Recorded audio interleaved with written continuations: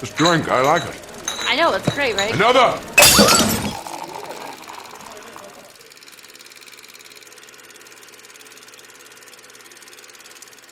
What is going on, folks? Welcome to a brand new episode of Film on Tap, where we've got the tap that never runs out. As always, I am joined by my co-hosts, Nancy and Andres. How are you guys on this Sunday? Doing good. Oh, look, I got my Valentine's Day nails. Can you see them? Cute. Oh, look at that. So festive. It was a good Valentine's Day. We went and played Loteria, which was fun. We only won once, so that wasn't fun. But they had this special going on where during happy hour, for every $9 you spent, you got a ticket put into a raffle to win 2 Disneyland tickets. So I was like, fuck yeah. I was like, don't threaten me with a good time. You're telling me the more I drink, the more likely I'm going to win Disneyland tickets? Hell yeah. Dang, they knew what they were doing. They knew what they were doing. I think we ended up with like 8 tickets, so we'll see. Fingers crossed. Yeah. There you go. Then you get the Disneyland tickets, and then you get to drink even more. So there you go. I was saying though, how funny would it be if, like, instead of giving one person 2 tickets, they just like randomly chose 2 different people and just gave them 1 ticket? It's like, sorry, you just get to go by yourself. It happens. It happens sometimes. It does happen. But how about you, Andres? What have you been up to on this Valentine's weekend? This Valentine's Day weekend, apart from seeing the movie, of course, me and Jen, we actually celebrated 5 months married now, so that's a big staple right there.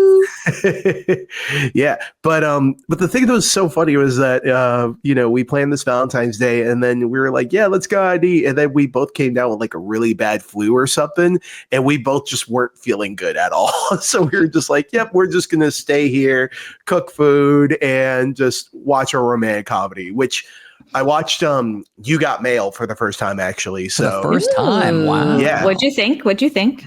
Yeah, I really dug it. But like, I had a roller coaster of emotions going throughout all that movie, because I was like, oh, look at them. And I'm like, wait a minute. Are they with other people? Are they cheating? Are they cheating on other people? Are they cheating on each other with like other They're people just online and shit? Emotionally cheating. Yeah. Emotionally cheating. Yeah, but Tom Hanks is cheating with is cheating on Parker Posey, and Parker Posey is a goddamn delight. You know what I mean? Is she though? She's fine. In that movie, she's kind of awful. Yeah. Oh no! In that movie, she's awful. But like in everything, like I'm just saying, as a cumulative of like everything that she's done, especially in the '90s and going into the 2000s, like it's one of those things where like anytime she pops up, she's always like a big bright spot in the movie. She always is like the comedic relief, and I always enjoyed that. You know what I mean? But yeah, I just went through like so many emotions of like going like, I really like these actors, but they're all playing really big assholes. And then I'm like, and it finally came to a head where I'm like, all right, I think it's evened out now. I think everyone is kind of just everyone's equally an asshole. Yeah, everyone's equally so horrible. Now, which one do you like more? You've Got Mail or Sleepless in Seattle? I would say recency biased. I would say You Got Mail still this day right now. I agree. I say You've Got Mail. Yeah, You Got Mail. Seattle, they don't even freaking meet each other till halfway through a movie. Yeah. Well, You've Got Mail, they don't really fully find each other till the end. Even but they interact at least. I mean, they interact, but you know what I mean. Mm-hmm. Yeah, still. Mm-hmm. You know what? And you... And you come? What did you do? It was like snowy and rainy the entire weekend, so there wasn't really an opportunity to do much here. So got to hang out with a friend on Valentine's Day. That was fun. Got to show them like one of my favorite romance movies, which was Before We Go, which is like a Chris Evans movie that he directed. It's actually super underrated. And they seem to really like that one. And then what did I watch? I saw that new Miles Teller movie, The Gorge, which I really loved. Oh, interesting. Which Anya? shockingly, just really good movie, like really solid film. And then I just like went on like a rom-com binge, like literally just like, I was like, what have I haven't seen in a bit? So what did I watch? I saw 500 Days of Summer. No. I watched, that's an awful one to watch for Valentine's. That's not what you want to watch Valentine's. I watched Stuck in Love, which I really love. Wedding Singer? No, you should have watched that. I watched Mr. Right again, which is one of my favorites. I still gotta show Jen that one. We just came across all these clips of Sam what's his name? Sam Rockwell. Yeah, Sam Rockwell like dancing on like all these talk shows and stuff like that. And I'm like, have you ever seen Mr. Right? And she's like, no, I've never seen it. It's like he's dancing throughout the entire movie. It's great. Yeah, I love it. And then I've finished it off with some Pretty Woman. You got to finish strong. Okay. Oh yeah. It's a good one. Yeah. So honestly, it's been a nice, fun Valentine's Day movie binge. Can't complain. Honestly, it's nice, comfy, cozy. Oh, nice. Yeah. Oh, but speaking of Valentine's Day stuff real quick, I just wanted to give a quick shout out to Hard Eyes. Great. I'm going to see it today. Don't tell me. No, I'm just saying, highly recommend it. It's great. It's probably something, if we were not talking about Captain America, I would probably be like, let's talk about this one, because I thought it was a really big surprise. Yeah, that is a fun one. Mm-hmm. And speaking of horror, we've got our first trailer that we're talking about today, folks. And that is the teaser trailer for the new Final Destination movie called Final Destination Bloodlines. We got our first look at the movie. It's a teaser trailer. It's a pretty gnarly teaser trailer to let us know that this movie's hitting theaters this May, I believe. So what did we think of this teaser trailer? And what are our thoughts on the Final Destination franchise as a whole up until this point? Let's start with you, Nancy. Yeah, so I saw the first one, I believe. And then, of course, I obviously know the whole log truck scene, which is burned into everyone's brain. I've weirdly seen all the death scenes, I feel like, from the movies, but I haven't actually seen all the movies. So I know this franchise is very much loved by a lot of people. I think my brother as well has seen every single one of these. So I'm kind of excited for them to bring like a fresh new, not take to it, but like almost like redoing the franchise a little bit. But as far as the trailer itself, it looks really interesting. The problem is, I don't know what the hell is going on. They say it's Bloodlines somehow. So I'm like, is everyone related? Is it just the fact that, maybe all these family members have the power to see the future, but it's not necessarily having to do with death. So I'm interested to see how they figured that part out. Because also if it's Bloodlines where they keep dying or something, then like, how is there a family tree? Everyone would be dead. You got a lot of questions. Yeah. A lot of questions. Yeah. So we'll see. It looks interesting though. Okay. All right. So Nancy is definitely curious about this one. That's for sure. How about you? Andres?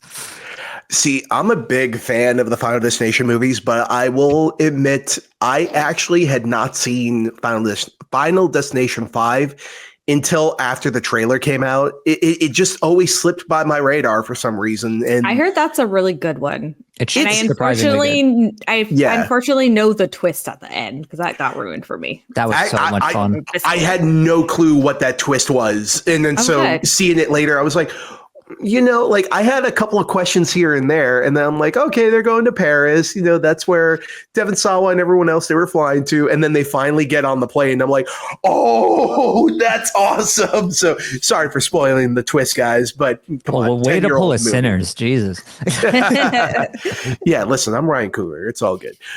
But in terms of this trailer in particular, I think this trailer did a really great job in terms of showing us that the kills are about to be as brutal and as creative and inventive as they've ever been. I mean, it's one of those things where, the Final Destination movies, they're not particularly well known for their lore, but they're more well known for just how creative the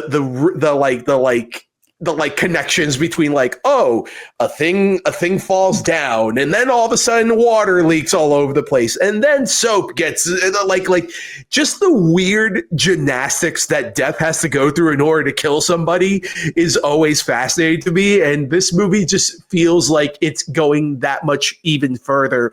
Like the second that the little chain gets caught in the guy's nose and then he's slowly getting winded up closer and closer to the ceiling, he has no no choice but to stand on fucking glass. I'm just like, oh God, this is horrible. This is horrible, but in the best way possible. What the story is going to be, I have no clue, but the deaths, I know they're going to be interesting, and I know they're going to be very creative. And so that's really all we really go into a Final Destination movie. So right now, I'm pretty much sold, but you know, who knows how good this movie's going to be in the end of the day. Also, I was like, that bugged me because I'm like, dude, just grab the freaking chain and pull it down instead of being like, oh no. Well, he fell into flames. Like, well, before that, he would have been fine. That's, then you wouldn't have a movie. I know. But note to self, never get a nose ring. Right? Yeah. But I mean, I have always enjoyed this series. It's fun. Sometimes it's a little bit mindless entertainment, but sometimes it's just really fun and inventive. But definitely the first two movies stick out to me more so than the later entries. But Final Destination 5, I remember, was like a really fun, welcome change of pace. And the twist was great. I just thought that was such a great, unexpected surprise. And honestly, I've been shocked that we haven't gotten a new sequel up until now. It's, surprising that it's taken them this long to crack a new story. But I'm excited. Saw's back, Final Destination's back. I mean, we're like back in that heyday of horror where like all these franchises came out with new installments like every couple years. So, I'm excited for this one. I think it's a fun teaser trailer just to remind you of, like Andre said, the gymnastics death has to go through in order to take down its victims, and just how kind of like fun that is to watch as a viewer. So yeah, I'm excited for this one. I'm definitely curious to see more of like what the story is, like you guys are wondering about. But yeah, as a teaser trailer, it's just fun to be back. So I'm in.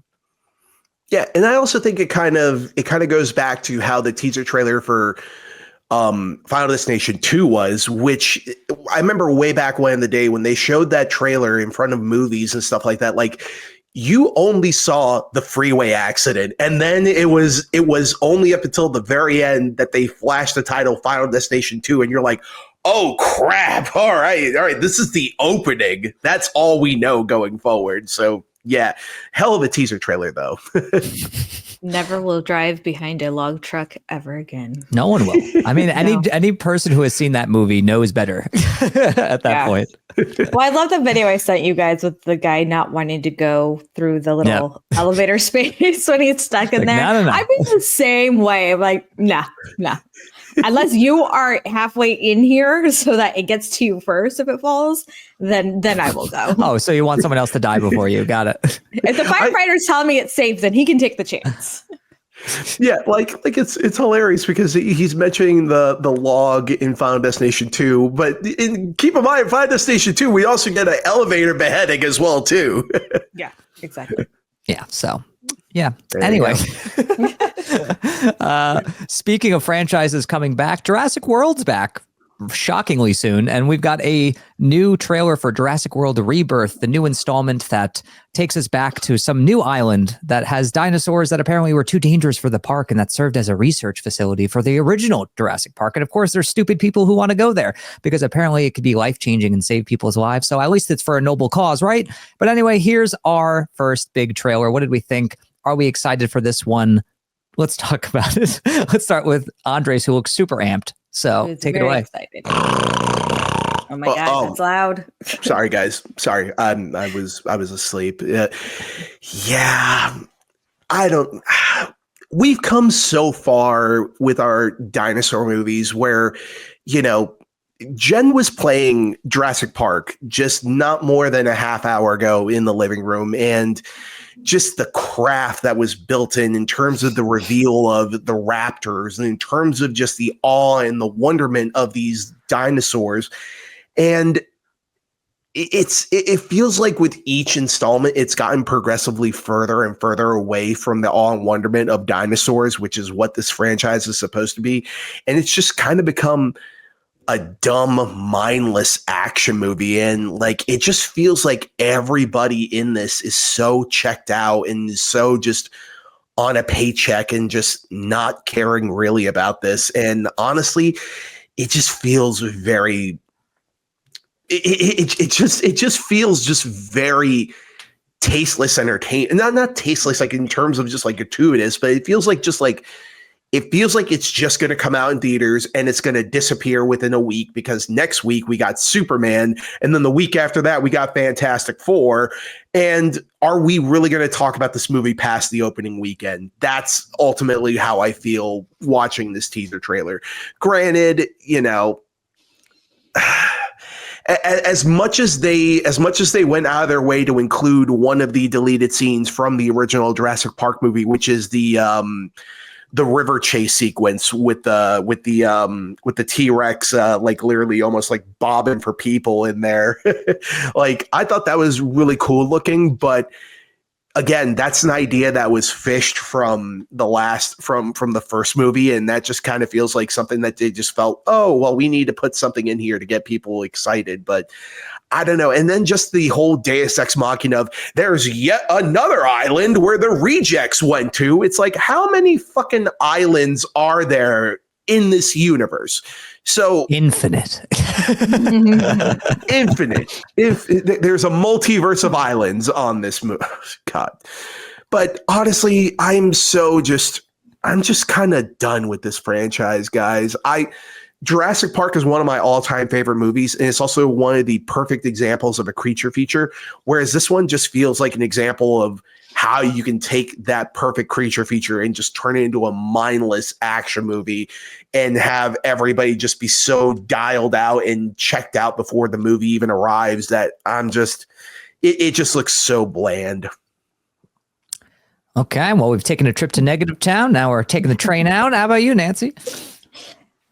Well, my name is Nancy, so I guess at this point you could call me Negative Nancy as well, because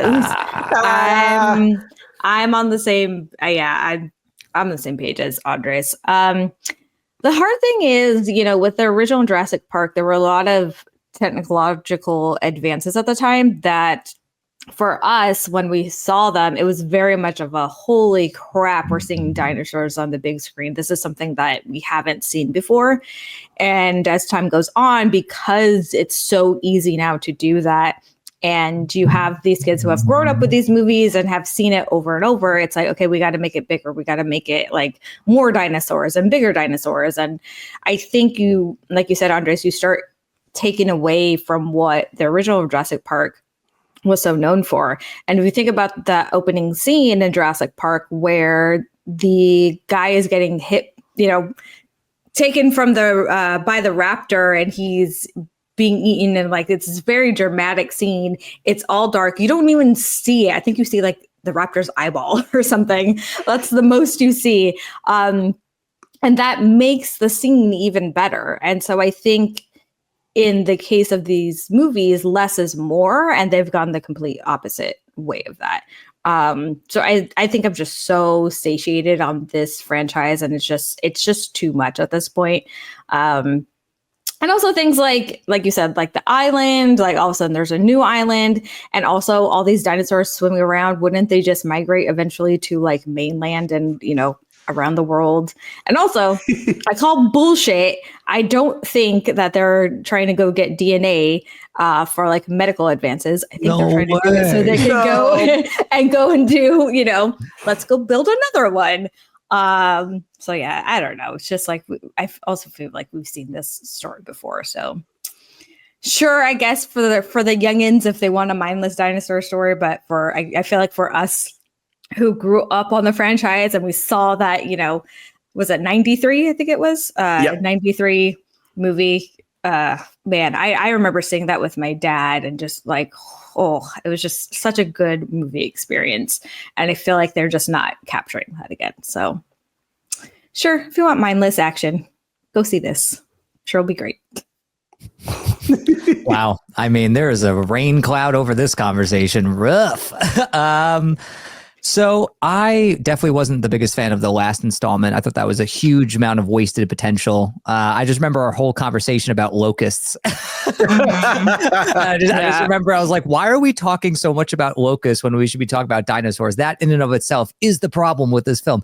I honestly just felt like they needed more time to let the franchise kind of breathe, like let people want it again. Where like, you know, even when the trailer came on before seeing Captain America this past weekend, people were just like, they're coming out with another one already. Just like people were just like, yo, give it a minute. But for me, I'm looking forward to this movie for two reasons.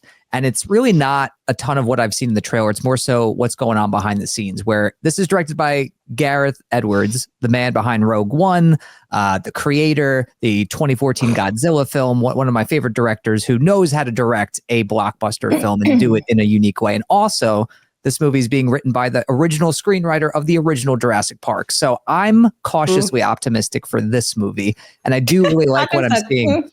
And I am looking forward to the set pieces in this one because I think visually they do look like they could be a lot of fun. They look like they could be really massive. And I think Edwards really knows how to do action on a massive scale and make it feel really, really visceral. So I'm looking forward to that. But in terms of the story, yeah, it's like, okay, we've seen this done a million times before. How many times can people make the stupid decision to go to an dinosaur island filled with dinosaurs? And it's always for nefarious purposes. It's never for something noble or selfless. It's always evil and money hungry stuff. And I'm not really buying Scarlett Johansson in this. Oh, me too. Okay, I'm glad you said that. I was like, am I just being a hater? And because I don't really like her, I was like, okay. She's so checked out of this movie. I it's know, like, don't get me wrong. I like her as an actress, but like in this role, I just feel like she just doesn't fit. And also, like, I love Jonathan Bailey, but like, I'm not really digging his character either. Like, it just kind of like, I don't know. No one in this cast besides, Mahershala is really standing out. But we'll see what happens. But like I said, those are the two reasons I'm looking forward to it. I'm hoping that it could be better at least than the last installment. So we'll see. This is what I hope that happens. That's not going to happen. I hope that they steal the little DNA dinosaur stuff that they need. And then instead of making a new park, they genetically engineer them to be little baby dinosaurs where they stay small the whole time, so they're safer. And then it bleeds into a new Hysteria movie. I don't know if you guys remember those movies. But Hysteria and Pre-Hysteria? You might be, Pre-Hysteria, yeah. You might be too young for that, Tom, but yeah, it was 100%. It was a movie where, like, I can't even remember how he comes across these dinosaur eggs, and it's like a full grown brontosaurus, but he's like this big, and they're like they're mini dinosaurs. They're Pokemon. They stay that big. Yeah. All right. So look, just call it Jurassic World Tiny Kingdom and we're good to go. Yeah. Well, this is the first in a planned trilogy, so there you go. Yeah. Oh man. See? Just do that. It'd be fantastic. I will say one thing. Like I understand the Gareth Edwards of it all, of being excited for it, and David Koepp, who is the writer as well. Which, if anyone has not seen Presence, the Ghost Story movie, David Koepp wrote that for Steven Soderbergh. Really, really great screenplay and really, really strong writing, but I think whenever David Koepp is on a big budget movie, his writing really kind of does get affected by whichever director he's under, which who knows. The one thing that really is kind of a big red flag is that Gareth Edwards came onto this project 4 months before they were supposed to start shooting, and to prepare like a $200 million blockbuster 4 months before you come on board, that's no time to prepare for this movie. So I have no clue how Edwards is going to pull this off. So I'm wishing him the best. Okay. I'm loving the positive vibes. It really makes me feel good. Yeah. I'm sorry, Tom, but all the stuff you mentioned about how you're excited for this moment, like all of a sudden I just picture Scarlett Johansson just going, none of what you said is actually good. Whatever. You guys be a negative town. I like to think glass half full. All right. Whatever. Sure.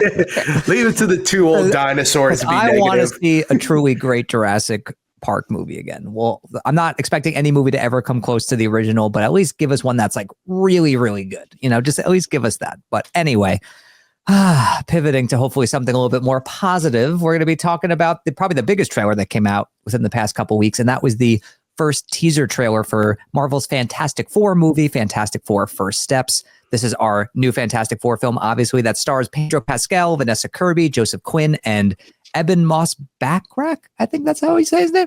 Yeah. Yeah, sure. Let's go with that. So this is our first big look at the movie. Gives us a sense of the scope and the visual style and aesthetic. So what do we think of this teaser trailer? Let's start with you, Nancy. Are you on board for Fantastic Four?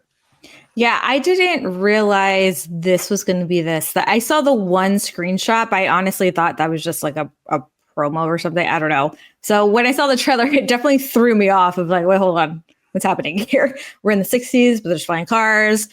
Looks like, it's kind of like fake-ish. I don't know. But seeing the little that we did see, I am very excited for this. My one qualm is, why do they gotta mess up Joseph Quinn's hair like that? Like, good Lord. Everyone has to have like a bad bleach job in freaking one of these Fantastic Four movies. That was the only thing that threw me off. It was like, okay, he looks a little funky. But other than that, this looks really, really good. I'm excited for it. Done. Done. Finish. Period. Done. All right. There you go. Andre? Yeah. Marvel has let me down time and time again, especially with Phase 4 and Phase 5. That the idea of a rebooted Fantastic Four movie just kind of seemed like, all right, it's just another way for me to get disappointed, I guess. But I'm not gonna lie, the more and more I see of this trailer, and the more I see of Matt Skankman's Skankman? Is it Skankman? Shackman. No. Shackman. Oh my God. Okay, I was like, did I? Yeah. Oh my Lord. Jesus, I'm glad we caught that one. Yeah, Skankman. No, That's Shankman. There we go. Oh my goodness. But yeah, but the more I see of Matt Shankman. now you got to really think about it now. Oh now I got to really think about it. Landmine you have to constantly sidestep now. Yeah, but the more I see of the MCU's interpretation of the Fantastic Four, especially in the direction in terms of, I'm trying to move on, guys. No, you're trying to avoid it. I'm trying to help you face your fears right now. All right, Max Shankman. There it is. How hard is it? It's so hard. It's so hard when you're on the fly. But no, dude, like honestly, everything about this so far is giving off the right vibe. It's giving off exactly what the feel of the Fantastic Four is supposed to be, which, it's, for lack of a better word, everything that rides on this movie, I think rides on Reed and Sue's relationship, and the fact that they have Pedro Pascal and they have Vanessa Kirby at the helm with this, or at least front and center. The vibes I'm getting from both of them look like they're absolutely, more than game to be these two very iconic Marvel's first family characters, and just Ebon Moss, I thought he was fantastic as the Thing. And then even the small little moments that we have with Joseph Quinn as Johnny Storm, like he does seem like Johnny. Like it didn't seem like they needed to change anything for the sake of changing anything. And whatever they did, they just, it feels more in line with what the comic is in terms of the tone, in terms of the feel, where it's this half retro, this otherworldly aspect of it. And that's always been what Fantastic Four has been like. And the idea that this is also going to be partly a 60s based movie as well, that also gets me very excited. And honestly, everything is looking like it's on the right track so far, and I'd be lying to you if I didn't get slight goosebumps every single time I heard that score from Michael Giacchino, Fantastic Four! So I'm on board. I'm on board, guys. Yes, way to be on board for this new movie. Who's directed by who? I'm sorry, I just keep slipping my mind. Can you remind me? Matt Shankman. There you go. Say it in your sleep. You're going to have this down pat by the time the movie comes out. Yep. Matt Shankman. There you go. Well done. Well done. I'm very much looking forward to this movie. I've been excited to see some footage from it. I think the cast looks fantastic. I honestly think it's so funny how every time Pedro Pascal is cast as like some sort of hugely beloved character, like if it's The Last of Us or Reed Richards, people see it and they're like, oh, come on, why is it always him? And then they see it, they're like, he's pretty good. Yeah, like we're just like, they cast him for a reason because he's a damn good actor. And I love seeing him in this role so far. He looks great. Vanessa Kirby looks great. Their chemistry looks fantastic. Ebon Moss looks great. I love how they basically remind you of the bear. Like as soon as he's there, it's like, okay. And then I wish we actually had to see a little bit more of Joseph Quinn, because I think it would have been, nice to see a little bit more of a taste of his Johnny Storm. Tom, do you know what he's doing to the budget? Shut up. But the aesthetic looks really solid. I think the 60s vibe is so cool, and it just looks like something very unique for Marvel, and I love that we're bringing that kind of vibe to this material, and I'm sure the avenues that this movie is going to explore for future Marvel films is going to be crazy. But I'm really liking what I'm seeing here. The set pieces look fun. The special effects look really strong. Aside from, even though I kind of think the Thing looks a little weird to me. I know that he looks comic accurate. Is it because his head's skinny? Yeah, but it's just, I don't know. I'm not loving the special effects work with his character. It's taking me out of it a little bit, but the voice is great. It's just the design is kind of throwing me a little bit. It's weird to say that Michael Chiklis had the best Thing look. I'm sorry. I think also his body type and his face type, it was just it worked with the CGI. Yeah. No. But that's the thing, is that everyone thinks that Michael Chiklis is a CG created character. No, he's a practical created character. That's all done with makeup. Yeah. That's why I'm saying it looks so good. Yeah, absolutely. I'm in full agreement with everybody here. But here's the thing, is that there is something to be said for the CG in this as well. And again, from everything I've been hearing so far from some of my VFX friends, they're just saying that nothing's really changed with Marvel in terms of the deadlines. And I think this is very indicative of that as well. So, I mean, I didn't think it looked bad. What about you cut to me? Because we interrupted you. I was like, you really needed to see my reaction to Nancy. I didn't think it looked bad in the sense of it looked rushed or anything. I think it just the design itself. From my personal opinion, I think for me, it just looks odd when you have this big body and then his head's kind of like little tiny. So that was my issue with it. Yeah. Yep. I shouldn't say a word. I shouldn't say a word. Yep. That's so funny. Just right back at you, buddy. We're just going to play musical chairs. It's fine. Matt Shankman. but anyway, Matt Shankman, everyone. Matt Shankman. There's no N there's no N before the K, by the way. What? You're saying an N before it. You sound like you're saying Shankman. Wait, Shankman. is there not? Wait, hold on. All right, now we gotta look at this. Hold on. There's no N before the K. Oh my God, we were wrong. It's Matt Shackman. We're idiots. I told you. I was like, there's no N before the K. This entire time we've been saying it wrong. You guys have been saying it wrong. Matt Shack. Well, way to chime in until now. Yeah, look at that. It was funny. Oh, come on. Matt Shackman. Wow. Jesus, that entire time I'm giving him shit and I'm saying it. Jesus Christ. Whatever. This is why we're just, amateur podcast.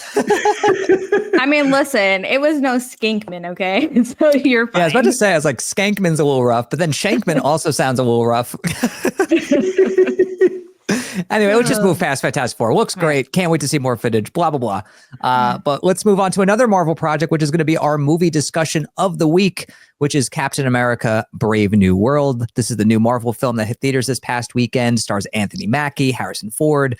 A lot has been said about this project, behind the scenes worries and woes with reshoots and rewrites. And there's been a lot of kind of more so negative word of mouth having to do with this movie without anyone having seen it until now. But anyway, it is in front of audiences. We have seen it. So if you haven't seen the movie, you might want to steer clear of the rest of this episode until you have, because there's going to be some big spoilers in this discussion. But we're going to talk about our general thoughts first, then we'll dive into spoilers. But you have been warned, just so you know. But anyway, without further ado, let's talk about The Incredible Hulk 2. All right? Why don't we do it?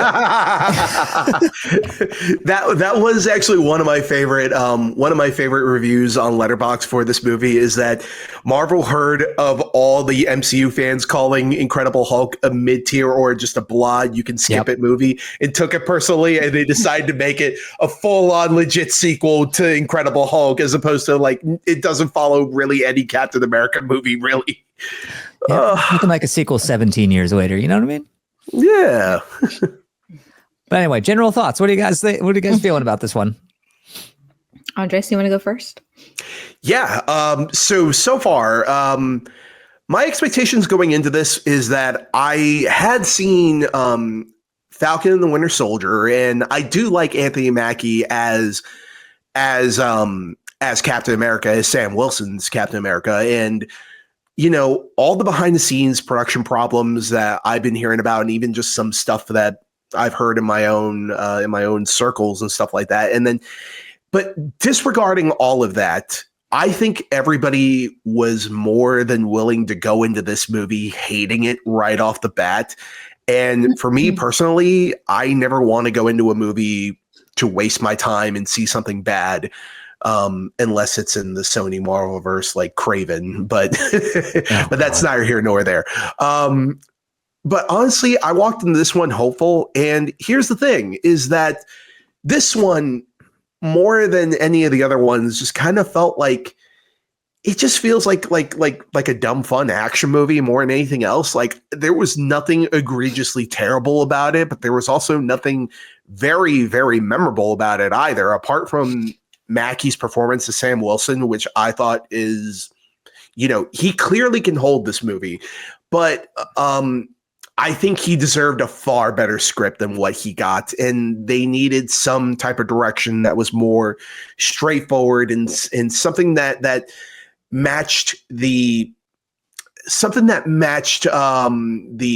ambition of what they were trying to do with this project in particular, and also how much was riding on this as well, which is that this is Sam Wilson's first outing as Captain America on a big wide scale. And for the most part, I think he did a good job, but the movie around him could have been a little better. But is it terrible? No, not at all. I think this is actually a pretty fun little action movie. And in the MCU, it's just a mid-tier MCU movie. But we're all over the place. I know. I have no idea where you're going. Like that was a roller coaster ride. Yeah, but the thing is that I'm saying that it is an action movie that if you're going into it for the action, it absolutely delivers. It's a fast one, in and out, 2 hours. But is it terrible? No, I don't think it's as terrible as the internet is making it out to be right now. Like my litmus test for these movies going forward is Craven and Venom and Madam Web, and I'm like, they did not come anywhere. No, this one did not come anywhere near as close as how bad those were. So, overall, I had a lot of fun with this movie. So there you go. Wow, that was something, Nancy. Well, I mean, I think I have to disagree in the sense of like, I don't want to go into a movie and be like, well, at least it was better than Madam Web. That's such a low bar. I think this movie was fine. I think it was entertaining. I don't think it was anything very memorable. But I definitely don't think it was as bad as everyone was expecting it to be. I actually don't mind that it was kind of like an Incredible Hulk sequel. I thought it was fine. My problem is, though, that Anthony Mackie does make a good Captain America. He does better in the more quiet, dramatic moments. And when you put him on a big screen, I feel like, especially with the script, they just didn't give him bigger moments. And I think that's what was lacking. For me, honestly, the best actor in this movie and who was getting or giving a great performance was Isaiah. Yeah. Which is, I looked up his name, Carl Lumbly. I looked up his name right before, like as Andres was talking, because I didn't want to get his last name wrong. Yeah. This episode is all about getting last names wrong. Dude, I mean, I try to get it correct. Yeah, we're always off by like one letter. Yeah. So yeah, he gave the best performance of the movie. I mean, to the point where I was getting emotional. I was like, oh, what is happening? I did not expect to get emotional during this movie.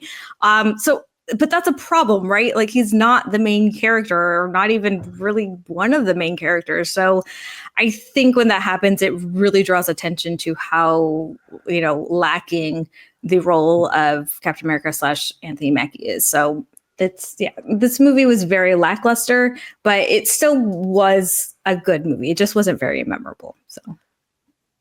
Yeah, I mean, I feel like I'm pretty much in the same boat as you guys, where I liked it, but like, I didn't love it. I didn't think it was anything spectacular, but I went in with pretty, modest expectations, not expecting a ton, but like, I enjoyed what I saw. I mean, look, I didn't mind the Incredible Hulk elements. I more so just didn't like how they didn't really follow through on them or do anything really interesting with them, because there was a lot of cool seeds that they were planting. And I was like, all right, let's see where this goes. But then it just goes to some really bland, uninteresting, predictable territory. And we have yet another villain that's just lackluster and bleh. And I felt like anytime it focused on that stuff, and it focuses on it a lot, that's when the movie kind of suffers and where it's not as interesting. But when it focuses on Sam like it should, and Isaiah's story as well, and their personal journeys, that's when it's really interesting. And that's the film I really wanted to see a lot more of, but we didn't really get. I think it's a movie that has its strong moments, but ultimately it did kind of feel like a much bigger budget new episode of The Falcon and the Winter Soldier. And it's like, it's a good thing and it's a bad thing. It's a good thing in that it still maintains the tone from the show, which I enjoyed. It still does some really solid character work, I think. There's some good performances here, especially from Mackie. But you do feel like it didn't have the same kind of oomph that like a Marvel movie should have. Like the action sequences are fun. I like that they're more street level and grounded. But like some of the bigger budget stuff, it just didn't look all that great. It didn't look fine tuned. It wasn't as good as I think as it could have been. But I will say the whole Red Hulk sequence was really fun and a lot better than I thought it was going to be. But I do feel like this movie could have used a little bit more fine tuning. And I feel like it just should have focused on Sam more. It felt less like a Captain America movie and more like a Hulk movie when it really should have been flipped. So that was really just my main issue with it. Yeah. No, and I absolutely buy all those criticisms as well. But probably for me, one of the biggest things that I feel was kind of a fault on the movie itself, and in terms of making the point that Sam Wilson is Captain America, but not because of the fact that he's taken the super soldier serum, but the flat out disregard for the laws of physics in terms of how he should be interacting with things. Like when you're diving like freaking 90 miles an hour and you land on your feet and you don't break every bone in your body, or like he takes a punch from Red Hulk and he just suffers a broken arm, and you're just like, his suit has he's got that thingy. vibranium suit. Yeah, he's the suit. Come on, that Wakandan tech. Come on, man. Yeah, can do wonders. I don't know. I don't buy it. Did you also love the fucking little breadcrumb they threw Eternals? They're like, yeah, this movie happened and we're going to use it to like kind of put adamantium in there. That's it. I will say one thing. And that was all because obviously I don't follow any, but the adamantium thing, I was like, oh, all right, we got adamantium now. Let's finally get to the freaking X-Men in these movies. Like, let's hurry this along. But no, I thought that part was cool. The adamantium part, not the whole. It's just like they really like Marvel really just does not want to give the Eternals any sort of recognition. It's just like, look, we tried it, it's fine, but we're not going to talk about it. Like it's just so weird. It's just whatever. Yeah, I felt like in terms of my rewatching of movies before watching this one. Now here's the other thing too that I hate about Marvel movies now is that one of my favorite things that I used to do before going into a Marvel movie was, let's say there was a new Doctor Strange movie. I would watch every single Doctor Strange movie leading up to that one, or, so on and so forth. If there was a character, I was like following the breadcrumbs all the way up into the new movie's release. Now with this one, it just feels like, okay, now you got Captain America 1, you got Captain America 2, now you got Incredible Hulk, and now you got 2 TV series on top of that. It just feels like it's way too much to catch up on anything before this movie. But the one thing that I felt like I had to catch up on was Eternals, because I had not sat through it fully since it came out. I've tried. You rewatched Eternals for this? Yeah, I did. Commitment. Why? Yikes. I wanted to get the full understanding of adamantium. I mean, it was just the thing in the ocean. That was it. Yeah, that's all you needed. Yeah, the little hand coming out of the ocean. That's about it. And then like as me and Jen were watching it, we were like, man, we're never gonna see any of these characters again. Nah. They may be mentioned. You're not going to see them. No. We're not going to see Thanos' little brother played by Henry Styles. And we're probably not going to see Blade. Yeah, he does appear. Andres, Harry Styles. I said Henry Styles. Harry Styles. I didn't even catch that one. Not Henry Styles. No. I'm just getting all the names wrong today, but yeah. Oh my God, Jesus.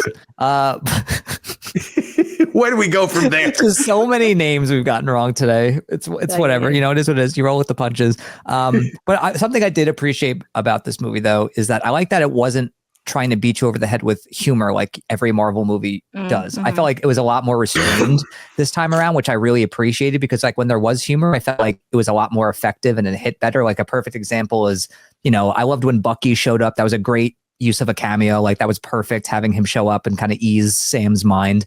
But like having that conversation hit emotionally and then ending it with like, you know, like subtle humor, nothing crazy, nothing that undercuts it. Like I was like, oh wow, they're actually like holding themselves back a little bit and letting a lot of these more dramatic moments breathe. So I appreciated it wasn't doing the typical Marvel thing where they throw tons of jokes at you and they like kind of, you know, truncate all these great emotional moments with like a terrible joke. So that was nice. I actually really didn't like that moment, to be honest. I felt like it was such a good like conversation that they could have just ended it there. We didn't need like the random joke at the end, which honestly wasn't even that funny. But I do appreciate that because this movie really does feel like it has a more serious tone and we don't need to, you know, have those jokes in there. So part of that is, yes, I do agree that, you know, it was good that they didn't try to hit us over the head with humor because it didn't need it, honestly. I don't remember, when did Bucky decide to run for office? In this movie. In this movie, and it's going to lead into the Thunderbolts. It was just that he decided just to do it in this movie. Like it wasn't set up in Falcon and the Winter Soldier. Because granted, I haven't seen that show in a long time, so I don't really remember where we left off with him. At least that's what Craig said when I asked him. Is they just mentioned it in this movie. Also, I just watched a YouTube video of like what you need to see before this movie instead of trying to watch I felt like, am I missing things. something? I was like, interesting. All right. No, they're going to catch us up on this before Thunderbolts, and we're going to see Bucky's full campaign run. I think. Oh gosh. Oh my god. But what did we think of the leader? Oh gosh. So there was one scene where I really thought he was gonna. I think it's when he kills like the military guy with the sound waves. He's like, you know who I am? I'm the hero or something like that. I really thought he was going to be like, I'm the leader. And I was like, oh, please don't do that. I thought for sure he was going to say it. I was like, okay, here we go. I was getting ready to roll my eyes. I was like, oh, thank God they didn't do that. I love the actor. I forget his name. He has a Tim Blake Nelson. Tim Blake Nelson, yeah. Yes, he has one of those three names, hard to remember. But yeah, I really like the actor. I've always liked him since Oh Brother Where Art Thou. But yeah, the look was interesting. That's all I gotta say. Yeah, I didn't mind it. Yeah, okay. I like you know, it's not necessarily quite what the comic is, but also on top of that, it just looks more like he just has like a shit ton of boils on his head more than anything else than a big brain. But yeah, I mean, for what it was, I was fine with it. But but I have heard from people online who have seen the rough cut in comparison to the final movie, and apparently the design of the leader changed between the first version and the second version, and it had to do with the reshoots for when this movie occurred, and also when Tim Blake Nelson was doing shooting for Doom Part 2 as well, a role that he ultimately got cut out of as well. Yeah, is that so I think Craig had sent me like a Funko Pop. And I think the Funko Pop has the original look of what he was supposed to. Yeah, he's just essentially green with a big forehead. Yeah, just a little bit of a bigger forehead, and he has a beard as well too. Like he looks like somebody. Oh yeah, he has like a goatee.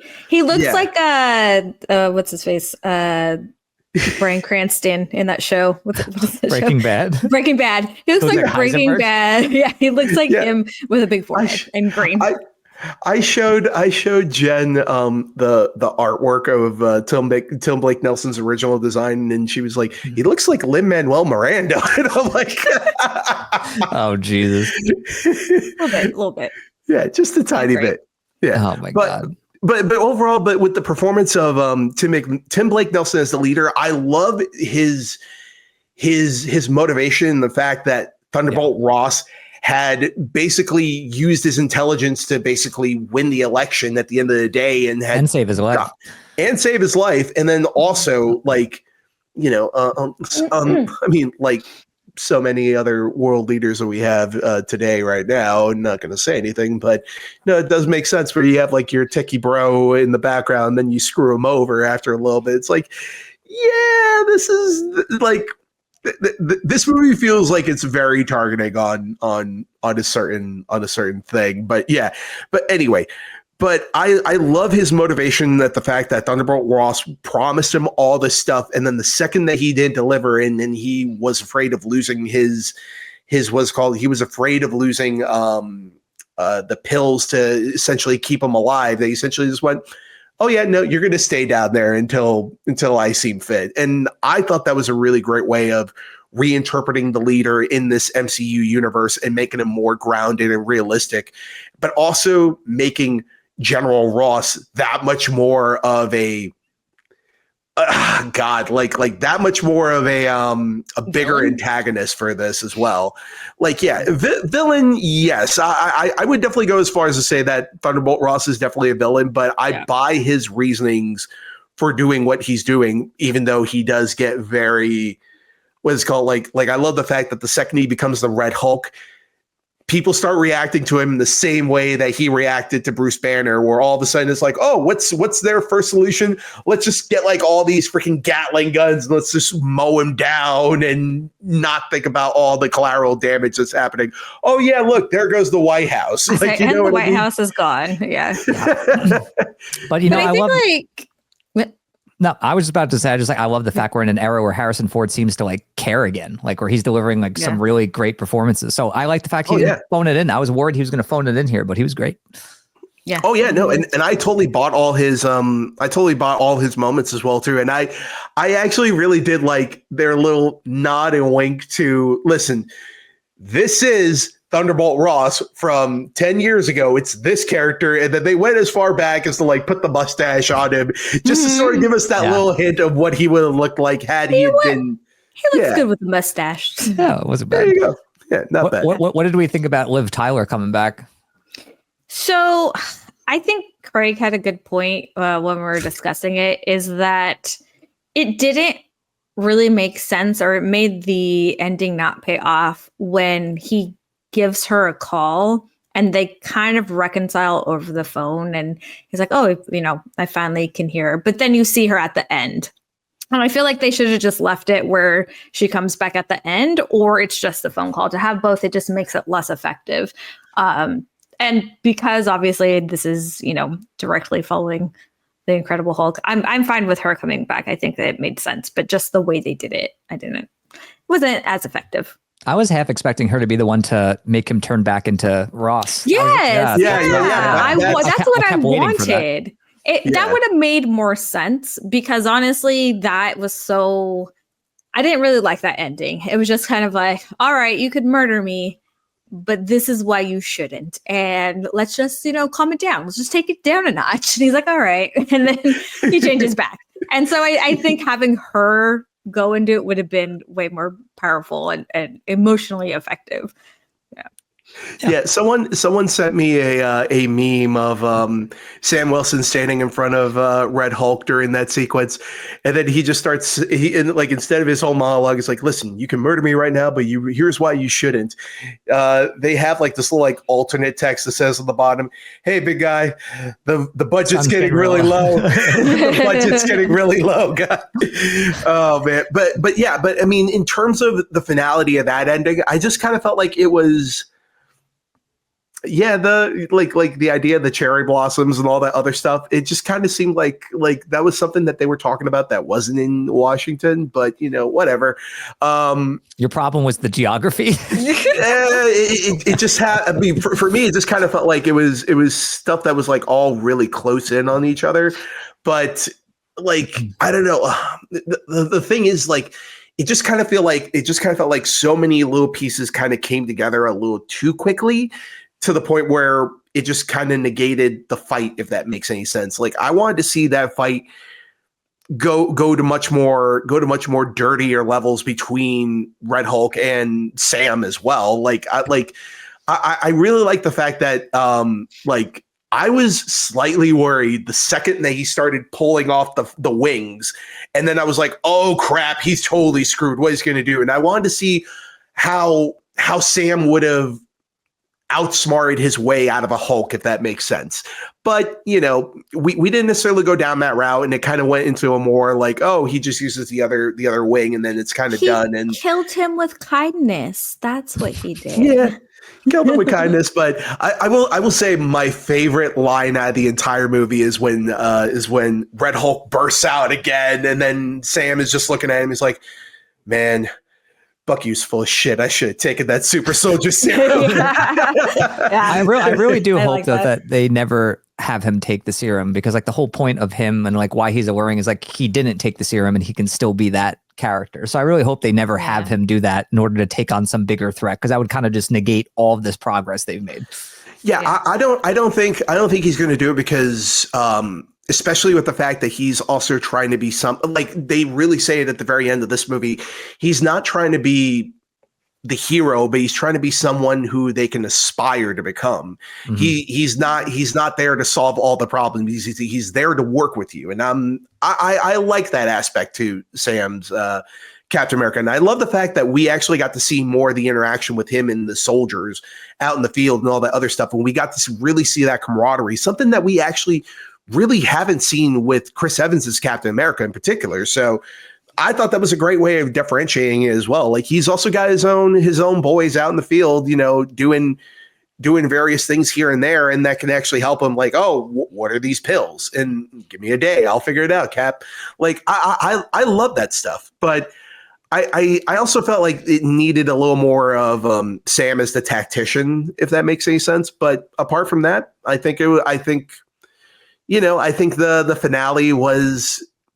You know, it's kind of what I would have expected with a movie with as many story problems and as many behind the scenes reshooting problems as it is. But also at the end of the day, it just turned out to be just a very okay ending, I think. Yeah. And I think, sorry. Well, no, because you said a lot. And if you want to, I did. Going back to his suit, but also maybe just make his new suit out of adamantium. That way he doesn't get murdered. And then that way you don't have to, take the serum. So there you go. Well, who knows if adamantium is even going to be in the US for a little bit by that point. Yeah, we'll see. But I do like him as the, ideal, I guess, next leader of the Avengers. Like, I like that idea. I know a lot of people seem to be against it, but like, yeah, I see his leadership qualities. He's got great relationships with whoever he works with. He can inspire people. He's a great team player. Like, I don't really see why that's not a good choice. Like, I think there's a reason why Cap passed down his mantle to him, because he wanted him to be the next leader. So it just, I don't know. I never get the hatred with it. Like, Mackey's great in this part. It's a great character. Like, I want to see more of him. That's why I was excited to see his own solo movie. I wish it was better, but I still enjoyed it. And like, I don't really have any huge issues with it. I just think it's fine. And one of my favorite parts is when he goes, "You're not Steve Rogers," and you can see that was my favorite acting moment with him, because you can see his face. He was like, "Bitch, what did you just say?" No, he's just like, I'm so sick of people comparing me to him. He's just over it. He's just over it. Yeah. Yeah. No, that was a good moment. Yeah, that one you could almost feel like the entire audience, you just go, "Ooh, you don't say that." How dare you? Yeah. And I know we already mentioned it, but I feel like I have to go back to Carl Lumbly. Like, those moments were just so good. Especially with, oh my gosh. Like, I got so emotional when they arrested him and he was just saying about his suit, and like he didn't know what was going on, and just that whole scene was just so well done. His acting was just phenomenal. So hats off to him. It was really, really good. Tony, if they're looking for a new Disney Plus series, I would love to see one centered on him, and like have someone play the younger version of him, but also have him play, the current day version of. I feel like that would be a great series. I would totally watch that. Absolutely. That's something that absolutely would be warranted for a series as well. Now, I want to ask you guys, what do you guys think of Giancarlo Esposito as Sidewinder in this? He was fine. He was good. It was just like, oh yeah, I forgot he was still here. What happened to him? Just disappeared. See, for me is that I mean, I might have been a little affected by this going into the movie, but someone had told me that his entire role is all done in the reshoots. So literally when he's interacting with people, what? I think you had told us that, or someone. Oh yeah. That sounds familiar. Yeah, that apparently Giancarlo Esposito was added all in the reshoots, and there were certain scenes that were so apparent that's like, oh yeah, this was all reshoots, because of he just has moments where he has full-on exposition dumps, and then it's just him and Sam going, so wait a minute, you knew about this base. Yeah, of course I knew about this base. And it's like, it's basically feeding the audience stuff that they need to know in order to move on to the next thing. And it was very clunky exposition. That's all I will say. But apart from that, I wish Giancarlo Esposito's entrance in the MCU was going to be a little more memorable, or at least with a better character. I know everybody was banking on him being Magneto in the MCU, but that's not happening. Yeah, no. No, honestly, I think the more eye-rolling thing was the post-credit scene, which was basically the equivalent of no shit. Where I can't even remember. This is the second time I've discussed this, and I still can't remember what it was. What was it again? It was the leader in his cell, and like I think Sam's visiting him, and he's like, "You're gonna have to take on different worlds or whatever." It's like, yeah, the others. It's like this is not worth sitting through like 15 minutes of freaking credits. Yeah. Oh yeah. No, we had audible groans in our theater when that post-credit scene was over, and it's like, yeah, that, you know, again, when you don't necessarily have a straightforward vision and you're just kind of just winging it as you go along, that's kind of when you get it. Yes. That's kind of when you do a post-credit scene. I need a name drop. I need something. Or just like a big character entering like frame or something. Just something that's like, okay, that was worth me waiting through all the credits. That was not worth it. That was probably one of their most underwhelming credit scenes. Yeah. Yeah. Or even just, the big thing that they're hinting towards in Thunderbolts, or at least in the trailers for Thunderbolts, is the arrival of the Sentry. And I think that we could have easily have had a post-credit scene for. That's what I would have banked the post-credit scene being for this, but it's not. So there we go. It is what it is. But at the end of the day, if I'm going to give this movie an old rating, I'm going to give this one 3 pints out of 5. I think it's good. I just don't think it's anything truly memorable or spectacular, but more than entertaining. I think it's definitely worth a watch if you're a Marvel fan or even just a casual viewer. I think it's entertaining. But what about you guys? What do you guys think? Yeah, I'm going to go 3 as well. Same thing. It wasn't that memorable, but it was a good movie to watch. So 3. There you go. Andres? Yeah. Going into this, I was at about 3.5, but then the more I started talking about it and the more I started thinking about it and just some of my issues. Oh yeah, it's definitely at a 5. No, but more of my issues have come out more and more with this movie in terms of just how streamlined certain things were, or how not streamlined certain things were, and how the reshoots really kind of forced a hand in terms of just simplifying things. It was just kind of a really messy movie at the end of the day. And it's sad because I was looking forward to Anthony Mackie's debut as Captain America on the big screen. And this needed more of an event behind it. This needed more talent behind it. And it needed more of a refinement before it got to the theaters. And honestly, I don't think that's what we got here. We got something that feels like it was compromised, but at the same time, it was still a lot more fun than even some of the lowest MCU movies. I think this is even better than Thor, Dark World, absolutely.